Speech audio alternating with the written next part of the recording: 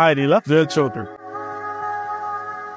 নীলা চলে আসছে, আমি যাই। হ্যাঁ, চলে গেল কেন?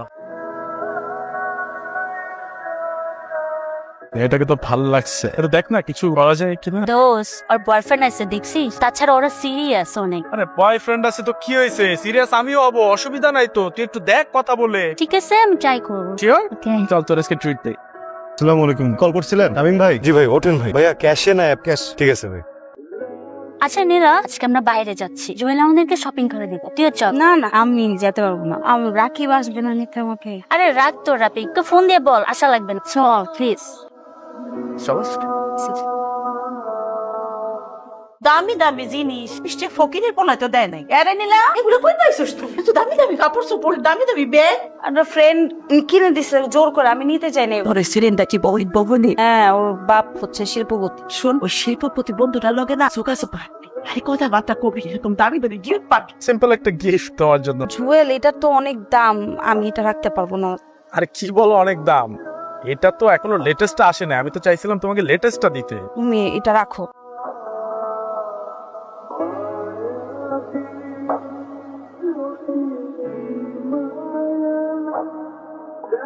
রাখি এরকম করতেছে না কেন?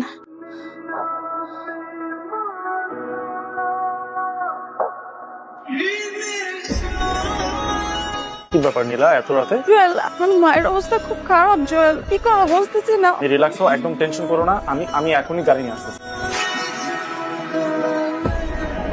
কোনো মায়ের তার সন্তানের খারাপ চায় না। আমিও চাইনি।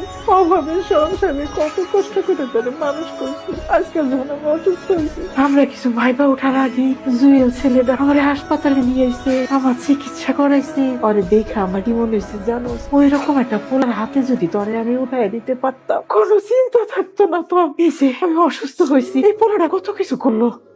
আর তুই যারে পছন্দ করিস, সে কি করছে? সে একবার কোনো খোঁজ দিছে, ফোন করছে, শ্বশুরের আইসা আমার একটু সেবা করছে? করে নাই। আর করবো কোথেকে? আর কি কোনো ক্ষমতা আছে? তুই যদি তোর মতো চলস, তুই সুখী হইতে পারবি না। তুই যদি জুয়েলের মতো ছেলে বিয়া করস, সারাটা জীবন শান্তিতে থাকবি। আর তুই বুঝ, তুই কি করবি? I love you. আমার পক্ষে প্রেম করা সম্ভব না। আমার জীবনে আমার চাই, তাহলে আমরা বিয়ে করতাম। নীলা, আমি তো তোমাকে বিয়েই করতে চাই, ইনফ্যাক্ট আমি তোমাকে আমার লাইফ পার্টনার হিসেবে চাই। তো জানি আমার মায়ের শরীরের কন্ডিশন, ডাক্তার বলছে অনেক টাকা লাগবে ওনার চিকিৎসা করতে। নীলা, আমার টাকা লাগবে, আমি আছি না, আসো।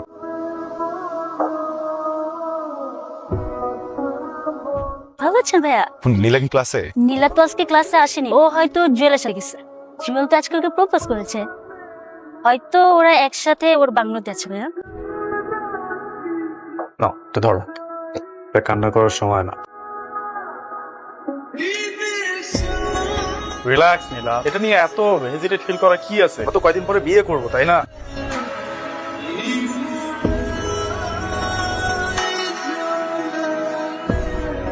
কেন করছো? আমি কোনোদিন ঠকাইছি? আমি কোনোদিন কষ্ট দিচ্ছি? করছি এটা কি আমার একটু বুঝতে হবে, বুঝছো? আমি যদি নিজেরা বুঝতে না দিতে পারি, তাহলে বাচ্চাটা একটু মুশকিল হয়ে যাবে। আমার ভিতরে কি যেন একটা হইতেছে, এই জায়গায় কি যেন একটা হয়ে গেছে। তোমার কাছে কি এমন কোনো কথা আছে যেটা যদি বলো আমার এই জায়গাটা ঠিক হয়ে যাবে? কোন ক্ষতিটা করছি আমি? আমার ইচ্ছা, আমার একটাবার বলো। আমার তুমি বলতে একটাবার আমি যোগ্য না, আমার হইতেছে না, ভালো দরকার। আমি নিজে দিয়ে যেতাম, কিন্তু ওই না মাইনে নিতে পারতেছি না যে মানুষটাকে আমি সবচেয়ে বেশি বিশ্বাস করছি। এটা প্রতারণা। দোষটা আসলে তোমার না, বুঝছো? আমার সমস্যাটা কোন জায়গায় আমি করি, তাই না? আমার টাকা কম, এটা নয়। হ্যাঁ, এই জন্য তো তোমার আম্মা আমার মানে না। কথা কখনো তুমি কেন করছো? সুখের জন্য না, আমার সুখ কলা চেপে মারছো কেন? নিজের সুখের জন্য না, তোমার জন্য দোয়া করে এই পৃথিবীর সব সুখ তোমার হোক, তুই সেই সুখ উপভোগ করার জন্য তোমার জীবনে কোনো মানুষ না থাকো।